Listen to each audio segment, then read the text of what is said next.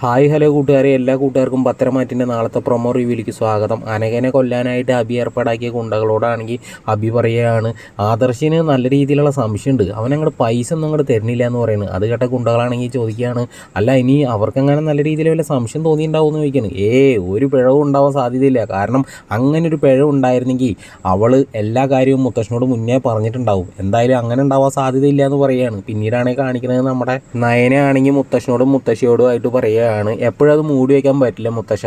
അങ്ങനെ ആദർശേട്ടൻ മൂടി വെച്ചപ്പോഴാണ് ഇവിടെ ചില ആളുകൾ ആദർശേട്ടനെ ബ്ലാക്ക് മെയിൽ ചെയ്യാൻ തുടങ്ങിയെന്ന് പറയുകയാണ്. ഇനിയിപ്പോൾ എൻ്റെ അച്ഛനും അമ്മയും ഇതറിയുമെന്ന് അവർ അറിഞ്ഞു കഴിഞ്ഞ് കഴിഞ്ഞാൽ അത് വെച്ചിട്ടാവും അബിയും അമ്മയും ബ്ലാക്ക് മെയിൽ ചെയ്യാൻ തുടങ്ങുക എന്ന് പറയുകയാണ്.